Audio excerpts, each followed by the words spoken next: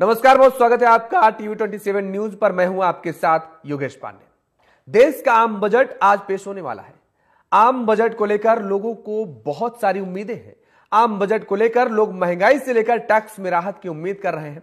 तो आइए जानते हैं कि आम बजट को लेकर देश की आर्थिक राजधानी मुंबई के लोगों की क्या कुछ राय है।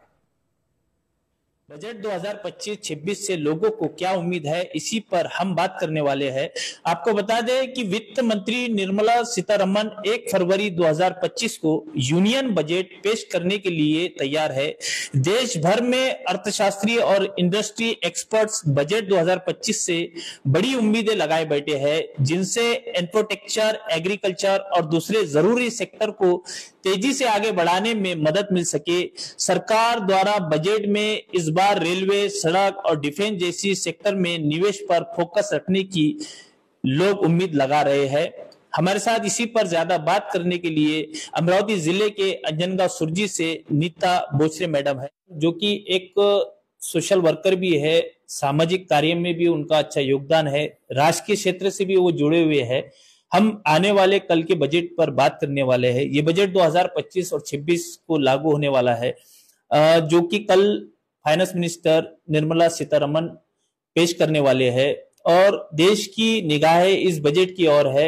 हम इनसे जानना चाहेंगे कि एक ग्रामीण क्षेत्र से ये जुड़े हुए हैं, ग्रामीण में ये काम करते हैं, ग्रामीण की गृहिणी होने के नाते, महिला होने के नाते इस बजट से इनको क्या उम्मीदें हैं, हम इनसे बात करेंगे।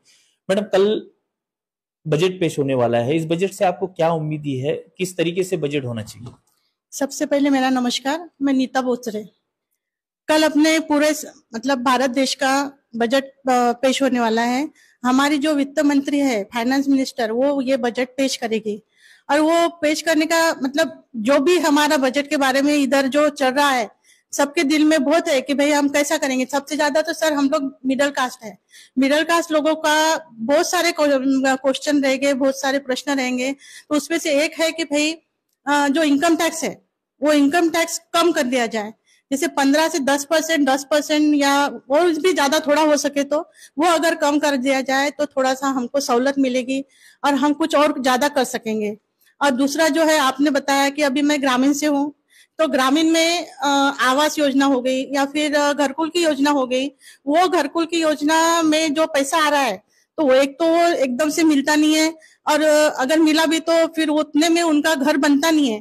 तो वो थोड़ा अगर बढ़ा दिया जाए, हाँ, तो वो एक बहुत बड़ी प्रॉब्लम उनकी सॉल्व हो जाएंगी। और तीसरी बात वो है कि भाई किसान योजना आ रही है, सबको आ रही है। 6 महीने में उनको 6,000 रुपए मिल रहे हैं, मगर उतने में उनका बजट नहीं बैठ रहा है। तो मेरा ऐसा कहना है कि भाई 2,000, बस मैं ज्यादा ही ज्यादा 2,000 बोल रही हूँ, 2,000 अगर ज्यादा बढ़ा दिए जाए उनके, तो उनके बहुत से प्रॉब्लम सॉल्व हो जाएंगे। तो ये थे हमारे साथ नीता बोचरे मैडम, जो कि अंजनगांव सुरजी से रहवासी है। इनका कहना है कि अगर से बजट में मूलभूत सुविधाओं को ख्याल में रखा जाए, सामान्य नागरिक को, आम जनता को ख्याल में रखा जाए, तो ये बजट का वेलकम है और हम इस बजट का स्वागत करते हैं। TV 27 news, Javed Shah, Amravati. मैं राहुल लोंधे, अंजनगांव सुरजी से, राहुल ज्वेलर्स मेरी शॉप है। और 2025 का आने वाला जो बजट है, वो बजट के बारे में थोड़ा मेरा ख्याल ऐसा है कि ये बजट में थोड़ा व्यापारियों की तरफ भी ध्यान दिया जाए।